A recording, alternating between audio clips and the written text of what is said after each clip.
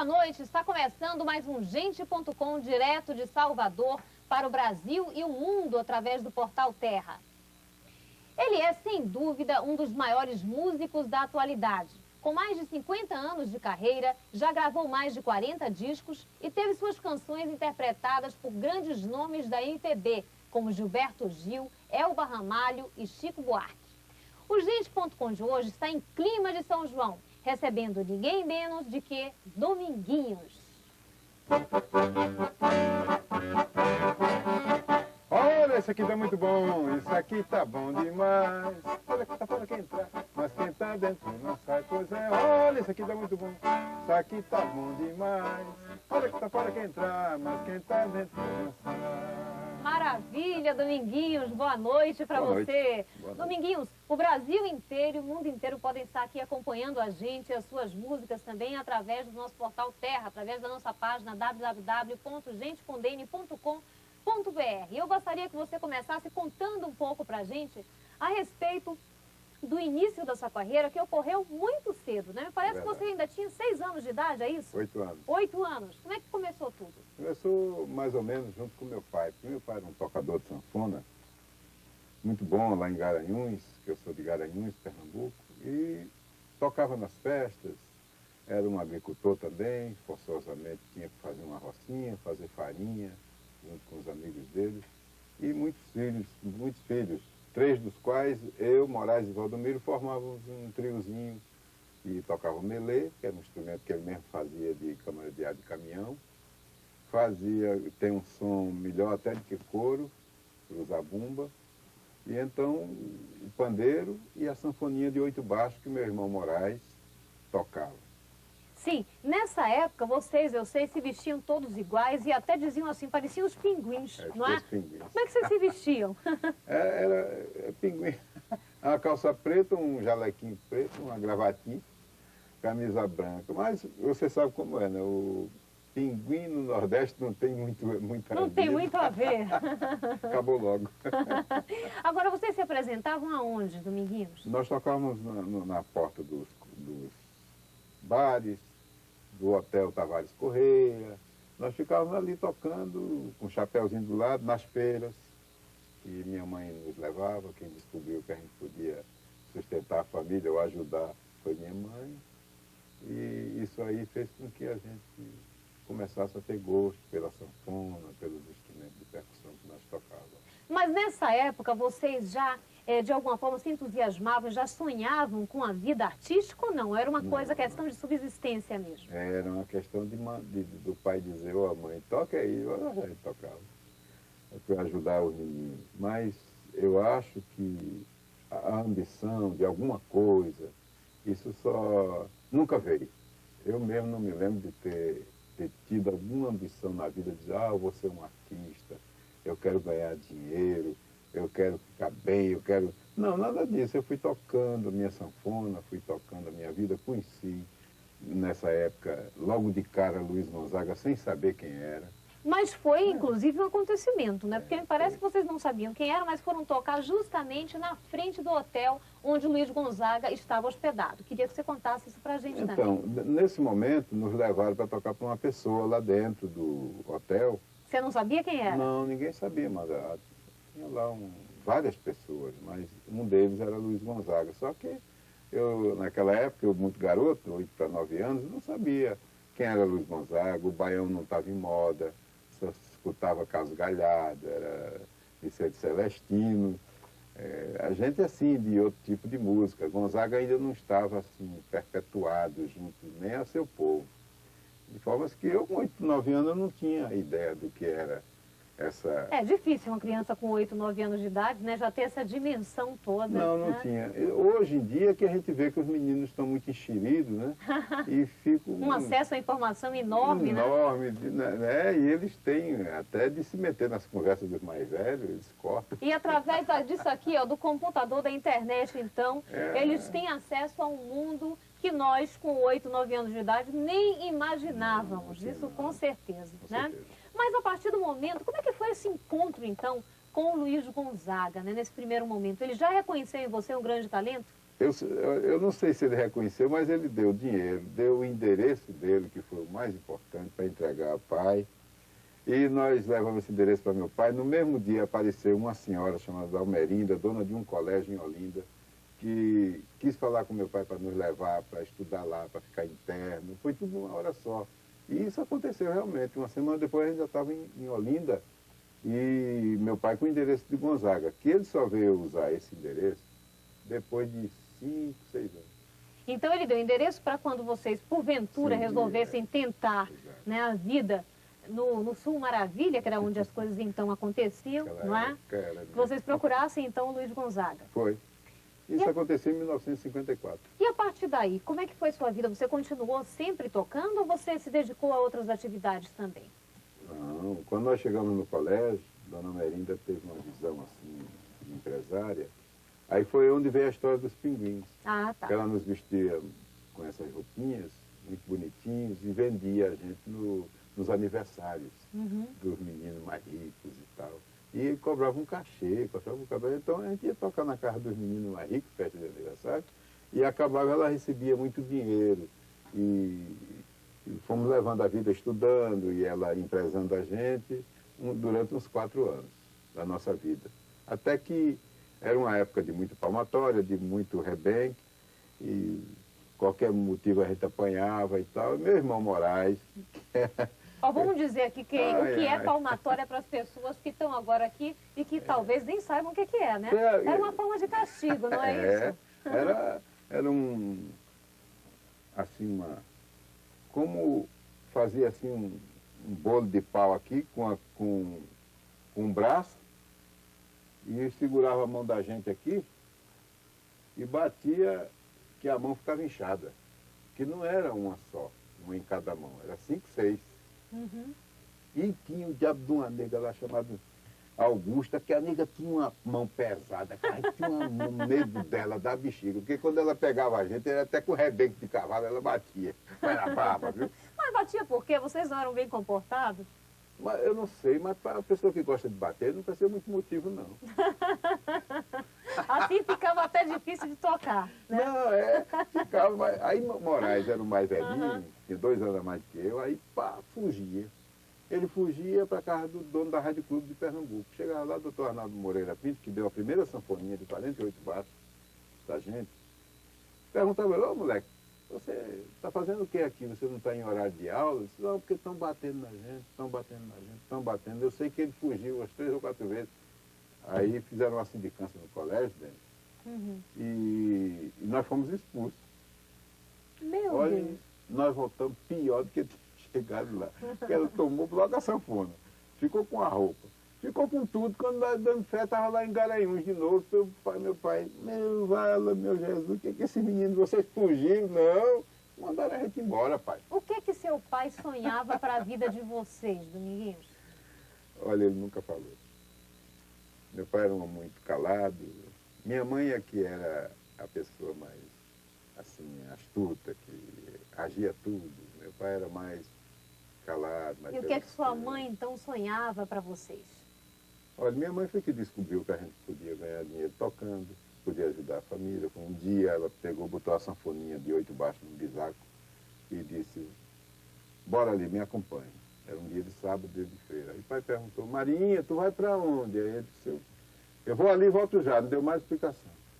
Aí botou a gente, chegou na feira, um pedacinho lá de calçada, mandou a gente sentar, tocar, botou um chapéuzinho. E nesse dia ela fez uma feira maior que ela já tinha feito.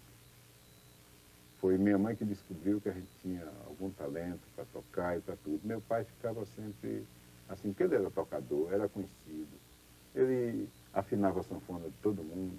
Aí tinha aquele orgulho, né? Não queria, talvez, levar a gente para tocar na feira, talvez fosse uma coisa feia na cabeça dele, e os filhos dele, tá? Mas minha mãe não quis saber disso. Aliás, essa é uma grande coincidência entre, digamos, a sua vida e a vida do Luiz Gonzaga também, porque o pai dele também, né, tocava, afinava a sanfona dos outros. Sempre é uma 8 baixos, coincidência. né? 8 baixos. Sempre 8 baixos, que era a sanfoninha da época.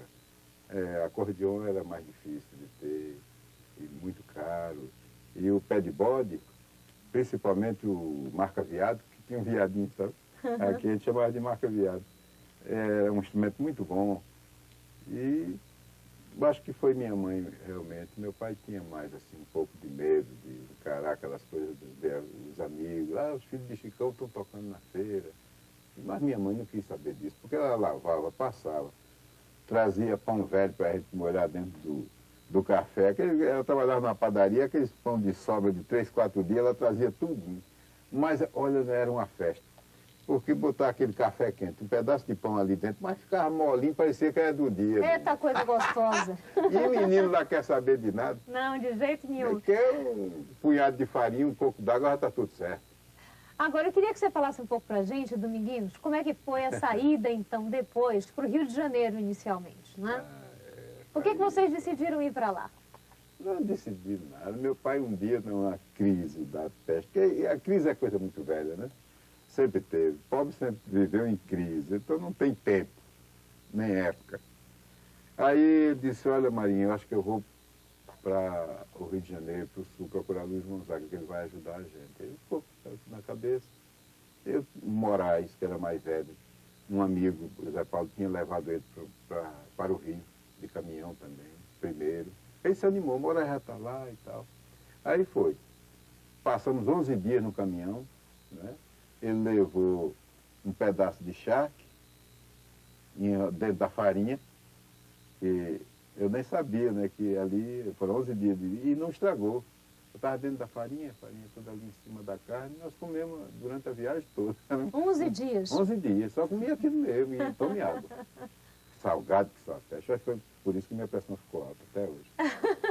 Dominguinhos, e o que você sentiu logo quando chegou no Rio de Janeiro, uma cidade grande, com aquele marzão também? Eu né? não vi o mar não, minha mãe, eu fui para Nilópolis. Ah, Nilópolis. Nilópolis no estado do Rio. Uhum. E quando eu cheguei, peguei um trem elétrico, eu nunca tinha andado de trem elétrico, quase que eu ficava, uma pessoa lá me empurrou e eu saí que a porta fecha rápido, né?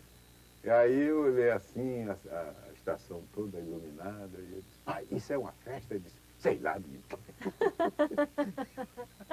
Ali começou uma vida diferente. Eu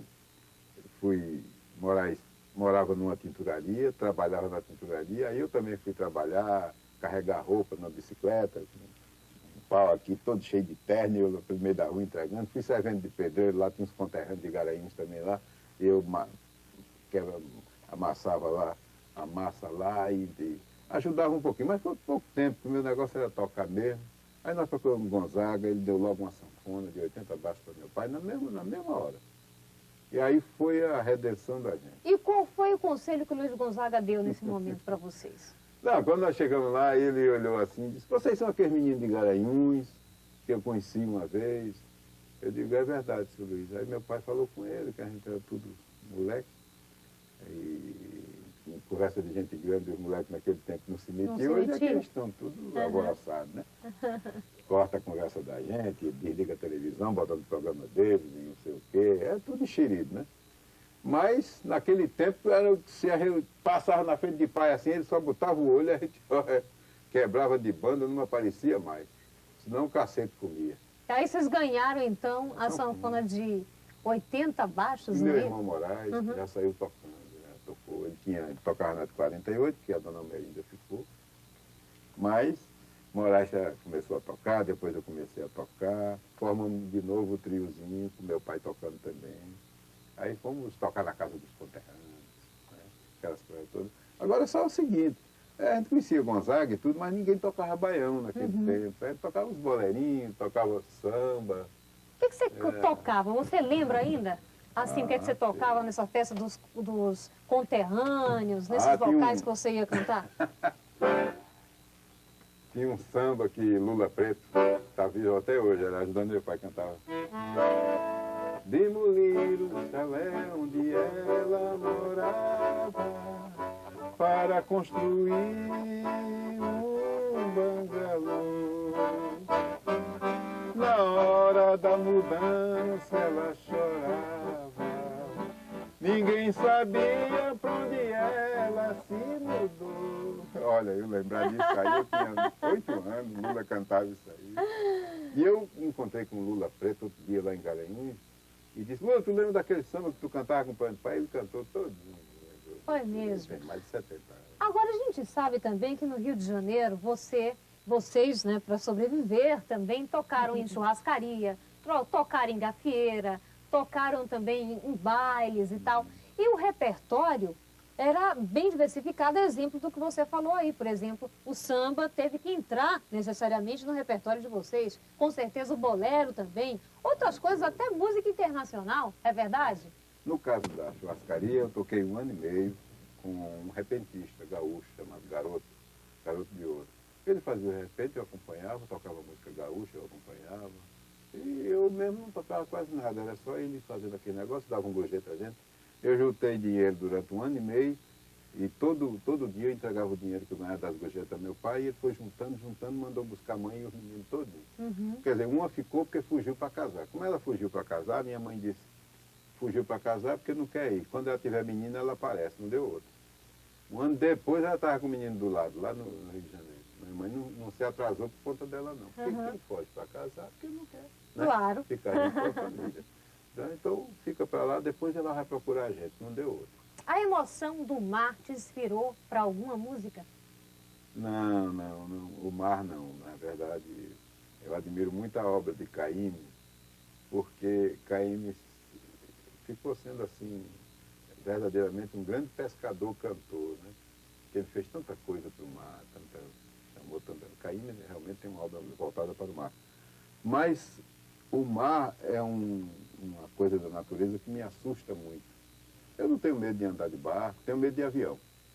Mas de barco, de navio, nada disso eu tenho medo. E você tem tanto medo de avião? Você não anda de avião de jeito nenhum, não é isso, Dominguinhos? Não ando de uns tempos para cá, mas andei muito. É? Aí você decidiu parar de andar de avião por quê? Foi me dando um medo infinito. Cada vez mais? Cada vez mais. Aí eu não tinha como. Já fiz até 3 dias, passei numa fazenda de Mazzaropi, lá no estado de São Paulo, em Taubaté, com uma comunidade fazendo um trabalho para tirar o medo. Hora de avião, outro tinha medo de até de barata, e outro só dormia com a luz acesa. E aí foi tirando lá o medo dele. Aí ele comigo fez umas sessões especiais, assim, e 3 dias. E aquela agonia, lá vai. Está preparado para andar de avião? Eu digo, de jeito nenhum. Mas ele ficou no desespero médico, né? Porque ele não conseguiu botar na minha cabeça que eu tenho que andar de avião. Eu disse, olha, doutor, é o seguinte, eu só vou andar de avião quando eu quiser, não é porque o senhor está fazendo um trabalho comigo que eu vou andar, não. A minha cabeça não está entrando isso agora.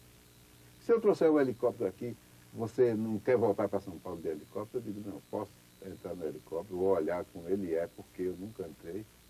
Acho até bonito. Agora, você mandar eu de volta nele, é preciso me prender na cadeira. Então, então você anda esse Brasil inteiro de carro, é isso? Você anda esse Brasil inteiro tocando, se apresentando, né? Como? Aonde dá eu vou de carro, vou de São Paulo para Belém, vou para Fortaleza, constantemente. Vou para Recife, venho aqui para Salvador. Salvador, para mim, é um dos lugares mais perto. De São Paulo para cá, eu acho mais perto.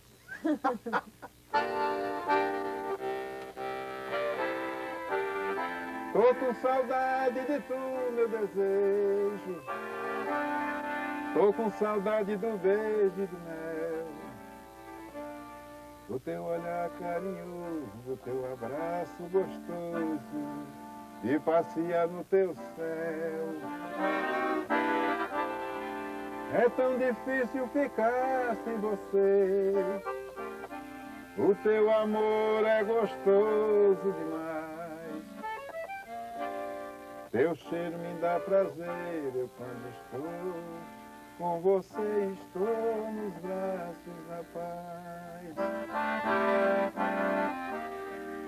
Pensamento viaja e vai buscar meu bem querer. Não posso ser feliz assim. Tem dó de mim, o que é que eu posso fazer? Eu vou passar alguns dados para vocês. Gente, o São João, por exemplo, de Campina Grande, na Paraíba, é um dos maiores do país. São mais de 450 atrações e apresentação de 400 quadrilhas juninas. E ao longo do programa eu vou dando mais alguns dados para vocês. Dominguinhos, vamos nós aqui de volta, né? Queria que você falasse um pouco a respeito dessa grande influência que foi na sua vida também, na sua carreira, do Luiz Gonzaga. Bom, no momento em que eu aportei na casa dele, eu não saí mais. Eu fiquei indo todo dia, eu ia para lá, ficava vendo ele tocar, cantar, que ele gostava muito de ensaiar. Ele tinha um conjunto típico, o Marinês, tocando triângulo, Abdias, que era também marido dela, e tocava gogô, Mildinho no zabumba e Zito Borborema no pandeiro. Então ele ensaiava constantemente. Aí eu vinha tomar pé do que era o baião, porque até então eu não tinha uma ideia do que era o baião. Então o Gonzaga era uma extraordinária vivência desse instrumento, do acordeon, do zabumba, do triângulo. Ele inventava muita coisa com esse trio, que ele era um quarteto até, o conjunto típico brasileiro que ele chamava. Qual a diferença desses ritmos pra gente, assim, que é leigo, que adora tudo isso? Mostra pra gente. Tem que ir pro shot. Todo tempo, quanto houver pra mim é pouco, pra dançar com meu benzinho numa sala de reboco. Todo tempo, quanto houver pra mim é pouco, pra dançar com meu benzinho numa sala de reboco. Esse é o shot. O arrasta-pé, como aquele que eu cantei pra você. Olha, isso aqui tá muito bom, isso aqui tá bom demais. Agora quer entrar, mas quem entrar dentro não sai. Esse é o arrasta-pé. Tem os zabumbinha, trianguinho, tá? E virou arrasta-pé. Que aqui na Bahia, no modo geral, se chama eles dão um outro nome aí, que é mais ligeiro, sabe? Eles dão um outro nome aqui, eu vou me lembrar o nome que eles dão aqui. E o baião? O baião é o mais... aqui.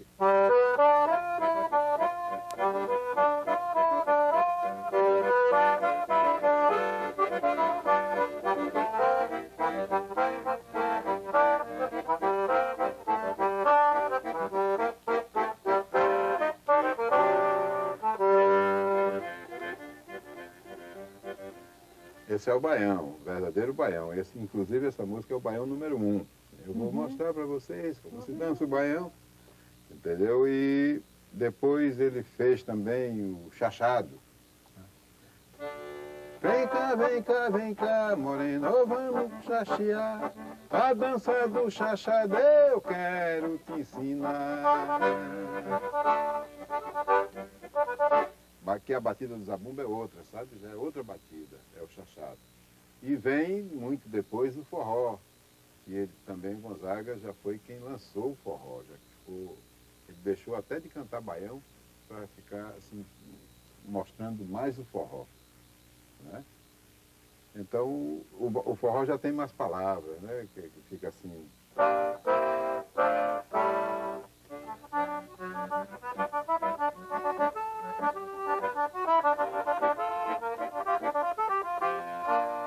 Sábado de noite eu vou pra casa do Zé. Sábado de noite eu vou dançar o coquinho e arrastar o pé. Você vê que já tem mais molho, sabe? Eita, forrozinho bom! Já tem mais molho, entendeu? Ainda complementa com rala fivela. Também. Bem, mas aí você estava contando pra gente a respeito do Luiz Gonzaga, que ia pra lá, não saía mais de lá, via ele ficar ensaiando, que ele gostava muito de ensaiar, e começou a fazer apresentações em todo o Brasil, inicialmente também com ele, foi isso? Não, aí da casa dele, um dia eu estava com 16 anos e fui assistir uma gravação dele na SCA. E ele foi gravar até um forró que ficou muito conhecido, que é o Forró no Escuro. O candeeiro se apagou, o sanfoneiro cochilou, a sanfona não parou e o forró continuou. O candeeiro se apagou, o sanfoneiro cochilou, a sanfona não parou e o forró continuou. Aí ele disse que meu apelido era Neném, não era nem Dominguinhos. Disse, ô Neném, pega a sanfona aí e me acompanha aí. Aí foi a primeira vez que eu gravei, acompanhando alguém, foi justamente ele. Ele fez uma primeira parte na sanfona, depois botou no chão, que era um microfone só, gravando ao vivo, e eu continuei com a sanfona, tocando, acompanhando ele com o Regional de Canhoto. Uhum. Você compunha também junto com o Luiz Gonzaga, Domingos? Não, junto com ele não. Eu fiz algumas músicas e ele cantou. Uhum. Entreguei para ele cantar. Ele fazia música com os parceiros grandes dele, né, que eram Humberto Teixeira, Zé Dantas, Miguel Lima e tantos outros assim. Não ia dar bola para mim. Agora eu enxerido que era danado. Fiquei ali na cola dele e ele foi me apresentando como herdeiro artístico dele, já nessa época, em 57, ele já estava me apresentando, saiu em revista, em jornal, saiu em tudo. E aí ele já teve uma visão que eu podia ser uma pessoa que pudesse levar adiante aquilo ali. Porque tinha o Gonzaguinha, filho dele, mas o Gonzaguinha tocava violão e compunha muito bem. Mas era um outro estilo e ele precisava de alguém que... fosse um herdeiro musical dele. Musical, isso bem. Mas você falou a respeito dessa herança musical e eu li uma informação que dizia o seguinte, que embora o Luiz Gonzaga quisesse que você fosse realmente o herdeiro musical dele, que de alguma forma você não concordava completamente, porque você tinha uma outra visão.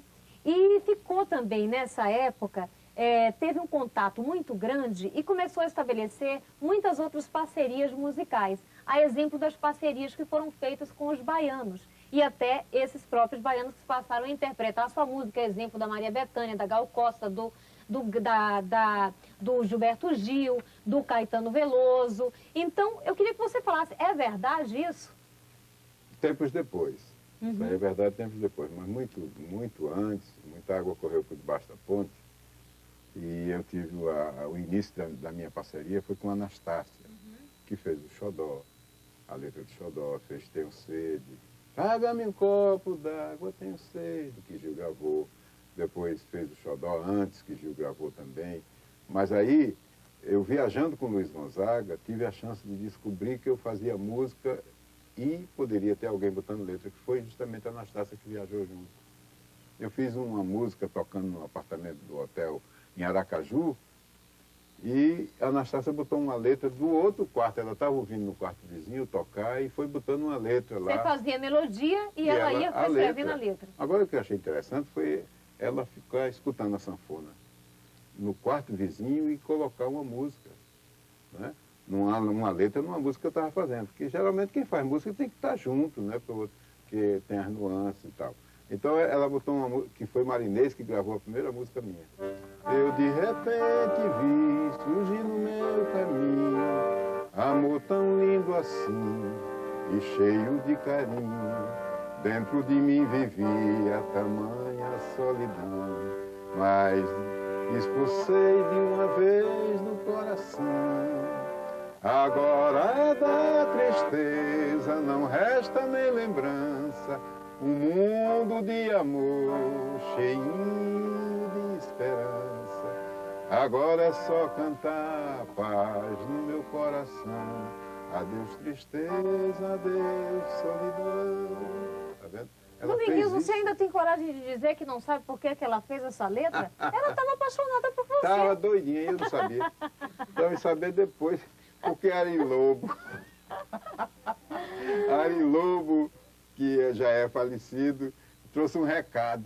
Aí para mim, olha, a Anastácia quer falar com você, eu acho que ela tá doida por tu. Ele era assim, gaiato. Vai conversar com ela, que a mulher tá doida por tu. Eu digo, que é isso, amigo? Conversa fiada. E não é que deu samba, né?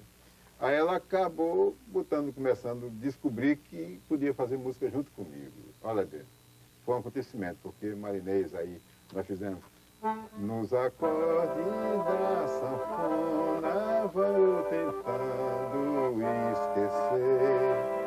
Quem eu amo está tão longe, eu não sei quando vou ver.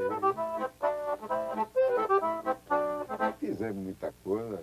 Quando eu passo em frente à casa dela, eu me lembro do sabor que tem o beijo dela. Eu me lembro. Traga-me um copo d'água, tenho sede. Fizemos. Essa música é linda demais. Ah, canta mais. Essa daí eu não vou deixar você cantar pela metade. Faz um xodó, mas como eu não tenho ninguém, eu levo a vida assim tão só. Eu só quero um amor que acabe o meu sofrer. Um xodó pra mim do meu jeito, assim que alegre o meu viver.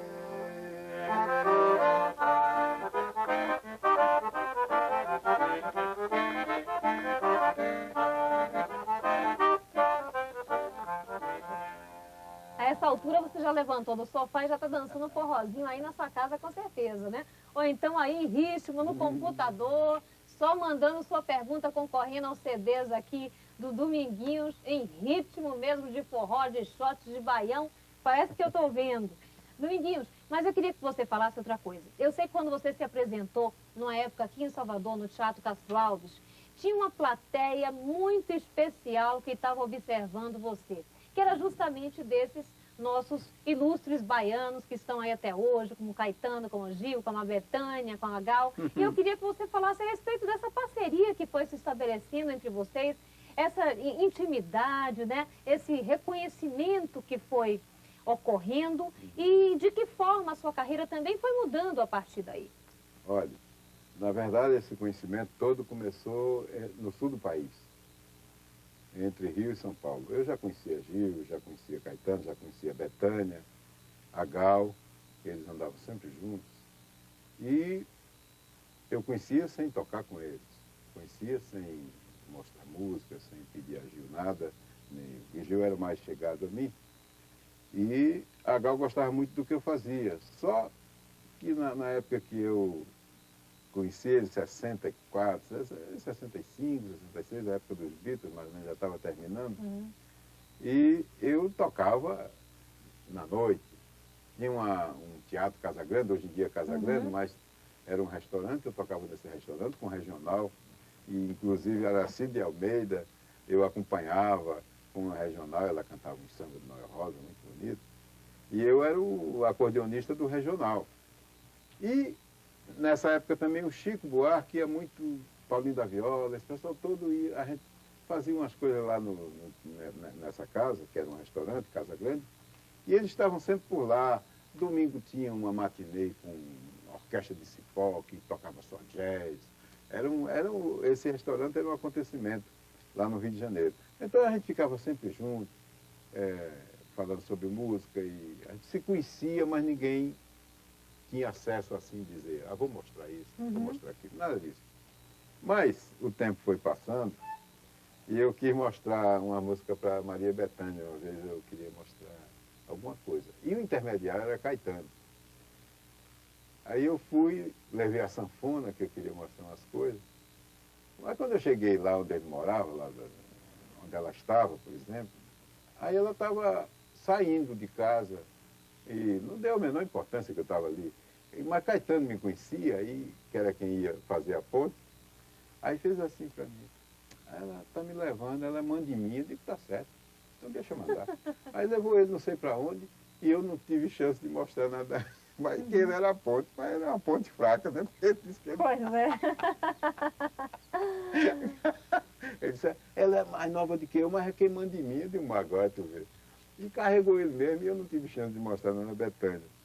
Então, eu conheci esse pessoal todo, sem a gente tocar em assunto de música, vamos fazer música. Aliás, eu dei uma fita para Caetano, tem bem uns 2 anos já, para ele botar umas letras lá. E aí, quando eu encontro ele, ele diz, e aí, Caetano? Ele faz, por enquanto não deu nada. Como eu estou acostumado com essa história, que eu também entreguei uma fita de Djavan, ele levou 2 anos para botar uma letra nessa música aqui, depois gravou, ficou lindo. Esse matagal sem fim, essa estrada, esse rio seco, essa dor que mora em mim, não descanse nem dorme cedo. O retrato da minha vida é amar em segredo. Não quer saber de mim, eu vivendo da sua vida. Deus no céu e você aqui, a esperança é quem me abriga. Levou 2 anos para fazer essa letra. Aí a gente encontrou aqui no Carnaval da Tropicália. Aí ele disse, Domingos, tá pronto, tá prontinha.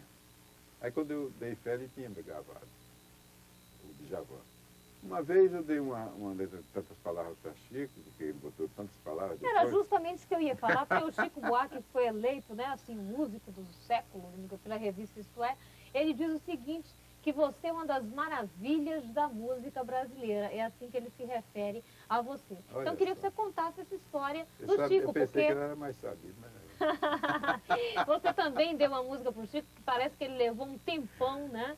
Tantas palavras, poder, tantas palavras. Tantas palavras que eu conhecia e já não falo mais, jamais. Ele mudou essa letra várias vezes, eu nem sei mais.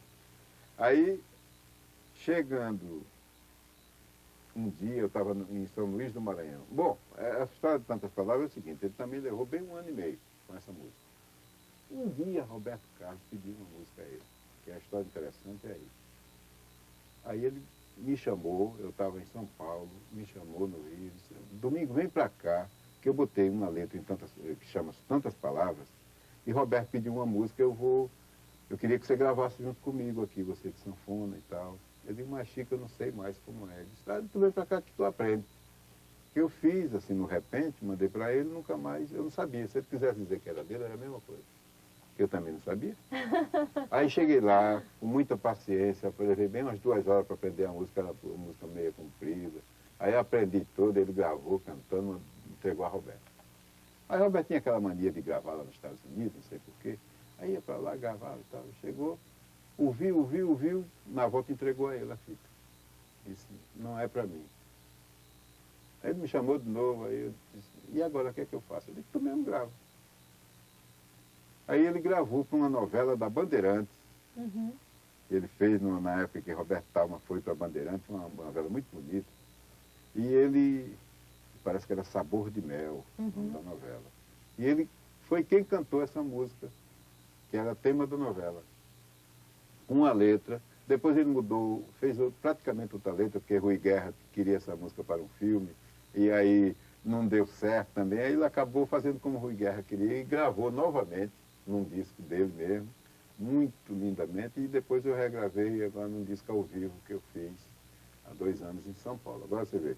Então, agora o interessante é que um dia eu estava no Maranhão, tocando lá em São Luís, e fiz uma fita e mandei para ele do Maranhão. Quando foi agora, recentemente, que ele fez uma música?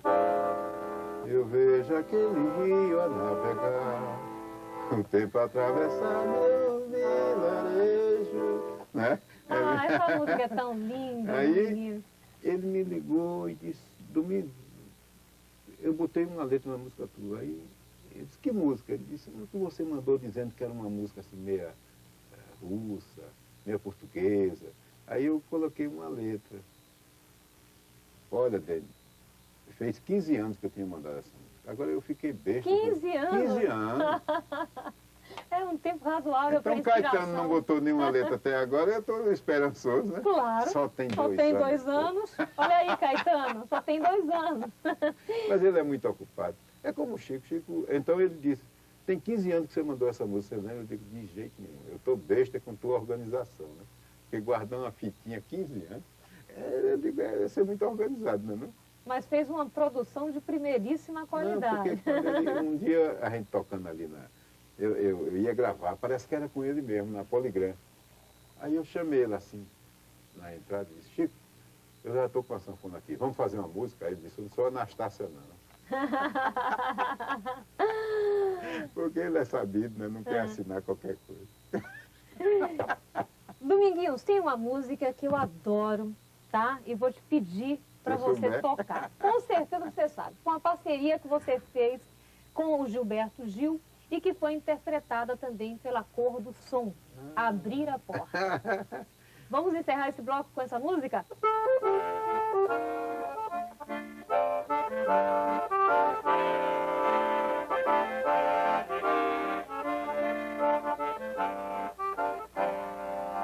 Abri a porta, apareci,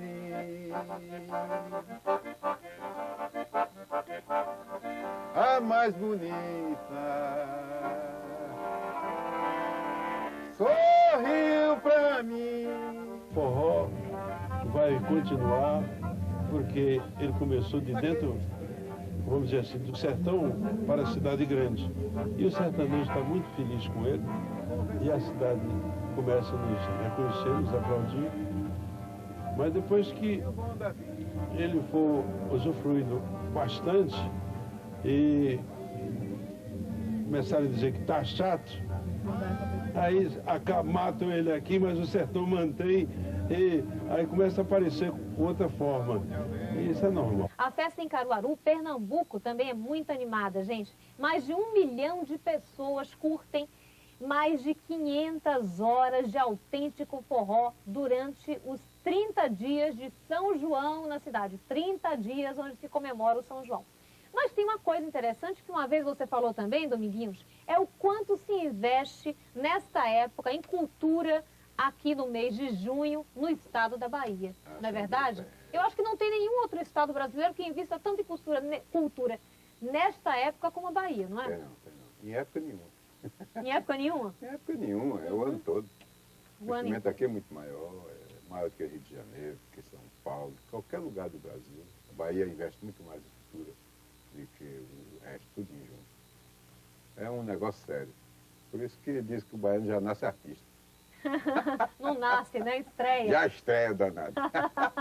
E assim, das cidades da Bahia, por exemplo, que cidades você destacaria, assim, como São João? No São João? São todas. Esse ano eu vou tocar pouco aqui no estado da Bahia, porque fiz mudei um pouquinho o itinerário. Estou tocando mais no Rio Grande do Norte, na Paraíba, em Pernambuco. Vai mudar um pouquinho, que só em Amargosa, ano passado eu fiz 10 anos que eu não perdia um. 10 anos 10 seguidos anos. que em Amargosa você se Foi. apresentava. Ora, o prefeito Esse lá, ano a que é gente o não vai ter o Oswaldinho, privilégio de te ter aqui no nosso estado eu tocando? não vou tocar hoje aqui, quer dizer, eu vou tocar dia... Como a gente está gravando o Tá programa, gravando. você já está você vai já. tocar nessa temporada que você está gravando já aqui o toquei, programa com a gente, exatamente, né? Exatamente. Uhum. Mas, olha, Amargosa é um São João maravilhoso, o Santo Antônio de Jesus, Cruz das Almas. Olha, onde você botar o pé que é na Bahia tem um São João bom. Aqui mesmo em Salvador, na capital. Eu toquei muito nesse Arraial da Capital. Arraial da Capital.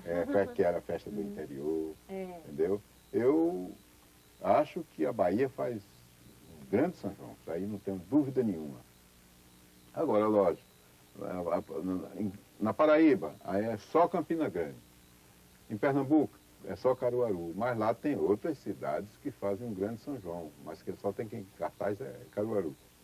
E aqui na Bahia, qualquer cidade faz um São João bom. E como é que está no resto do Brasil o São João? Existe realmente o São João no resto do país? Olha, se eu quiser, eu não arredo o pé de São Paulo. Eu toco ali 25, 30 shows na época junina. Eu venho para o Nordeste todo ano, porque eu gosto mesmo. Eu costumo dizer que eu vou sempre para o Nordeste para melhorar o sotaque.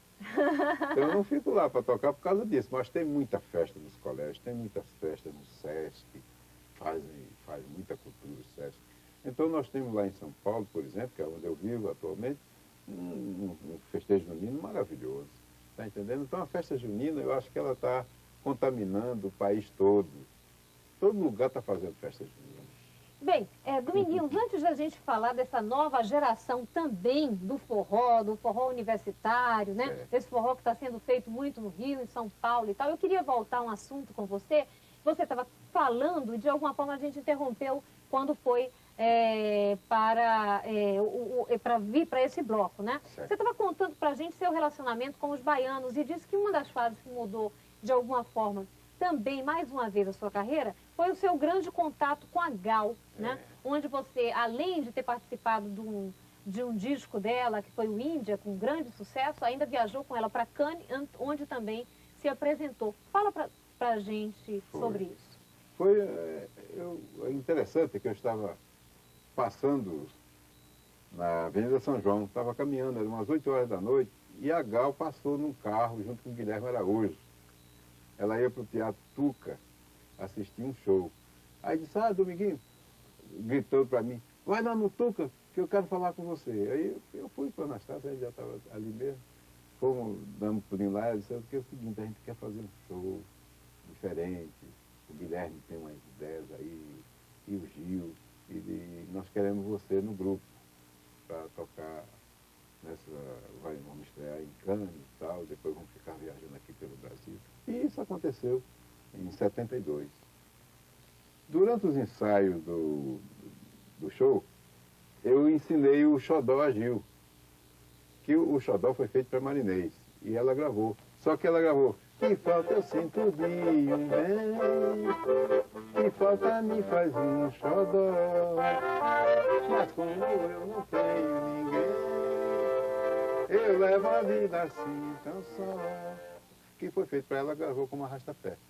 E aí o Gil escutou, então aprendeu, aí botou essa levada dele.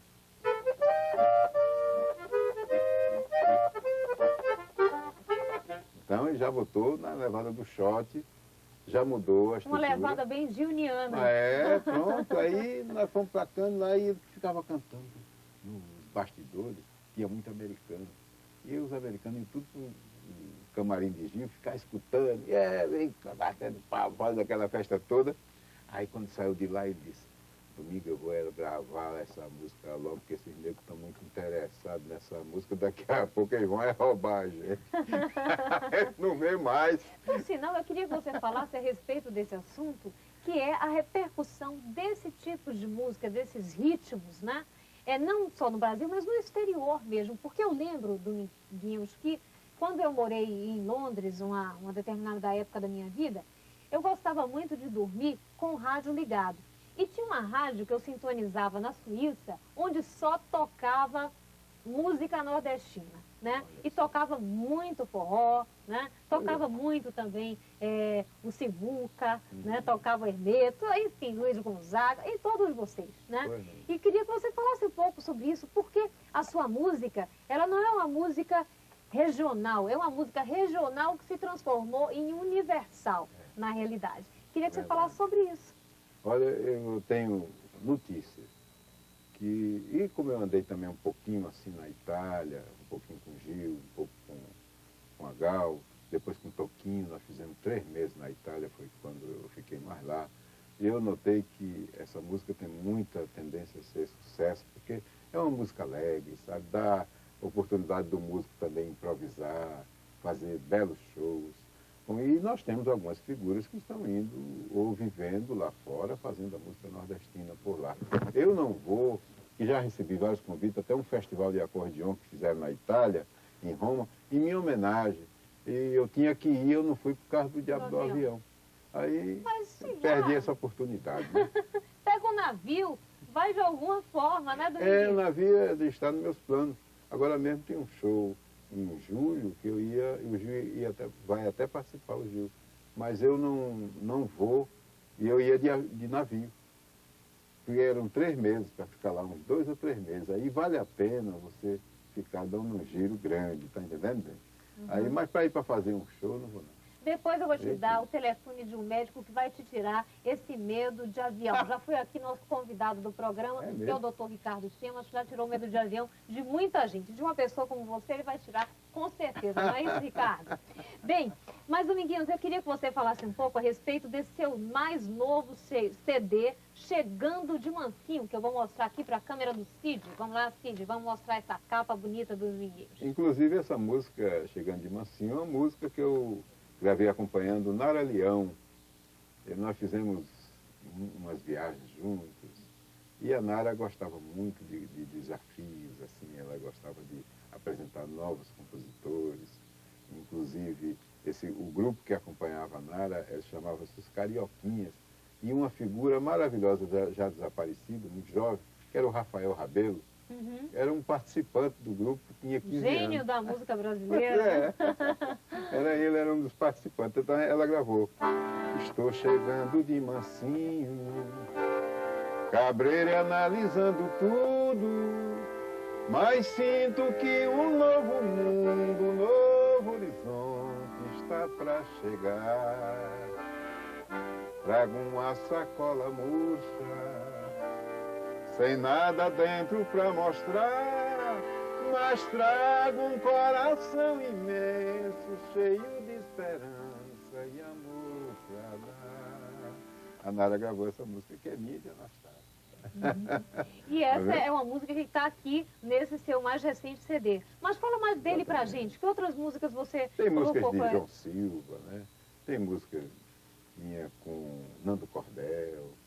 Tem algumas coisas assim de outros, Maciel Melo, Petrúcio Amorim, que são excelentes compositores pernambucanos. Aí tem um bocado de coisa aí. Eu queria que você falasse um pouco agora, Dominguinhos, também pra gente, a respeito desse forró universitário, de grupos que estão fazendo muito sucesso, exemplo do Fala Mansa, né? O que você acha desse pessoal todo novo que está também seguindo aí por essa trilha da música nordestina? Ah, isso é muito bom.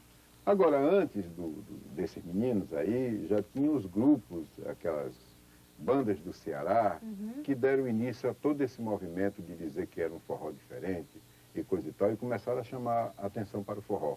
A gente sabe que não é o forró que Luiz deixou, nem o forró que eu faço, nem o pé de serra no modo geral, mas ajudou muito essas bandas tipo Mastros com Leite, Mel com Terra, né, Cavalo de Pau, Aquários. Essa banda toda que o Emanuel Gugel lançou foi que começaram a descobrir novamente o forró.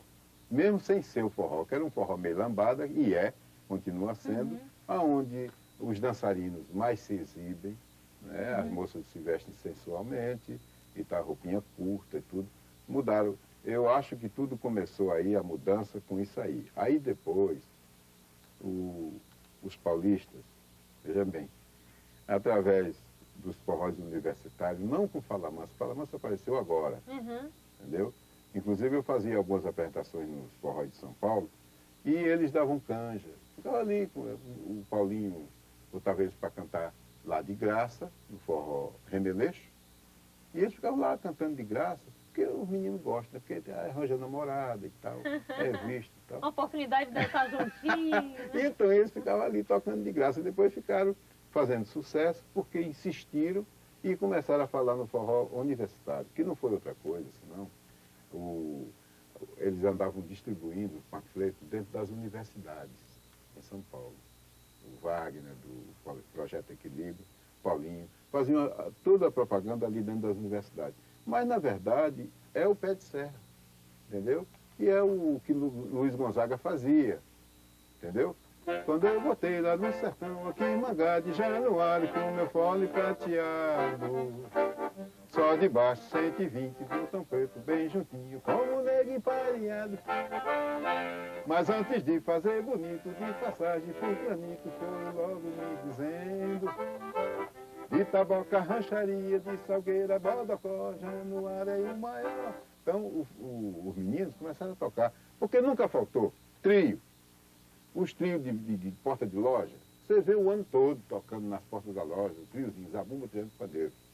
Ele não tem chance de tocar nas casas noturnas. Às vezes tem. Mas para ganhar 2 cocadas de uma mariola, eles ficam tocando mesmo lá na porta das lojas, que é melhor para eles. Está entendendo? Então, os donos de forró exploram muito os sanfoneiros e triozinhos.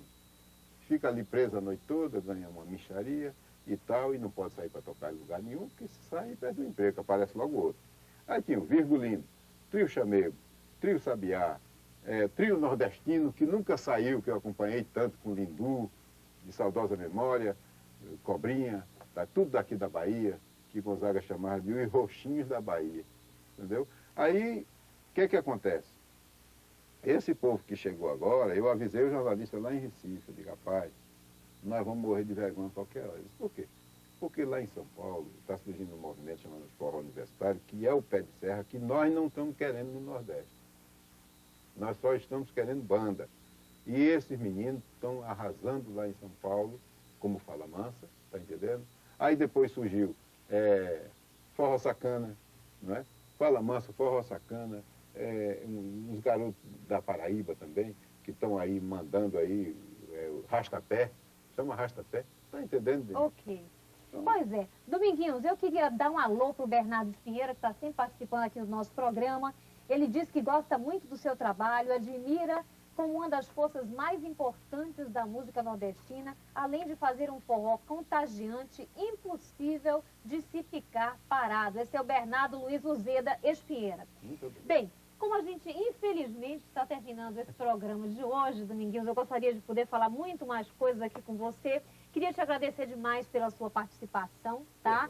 E queria dedicar esse programa a todos os brasileiros que adoram forró, adoram essa época de São João e mandar um beijo especial para o meu irmão Marcelo, que adora, é muito chegado no forrozinho também. Um beijo para você, Marcelo. E eu queria dedicar esse programa a todos vocês e pedir para o Dominguinhos terminar esse programa cantando para a gente As Pedras que Cantam, que é uma música sua e do Fausto Nilo. Muito obrigada pela sua participação. Pois não, eu que agradeço também, Dani, porque às vezes o artista não tem chance de contar um pouco da sua história. E eu estou aqui tendo chance de discorrer sobre vários assuntos e colegas meus aqui maravilhosos.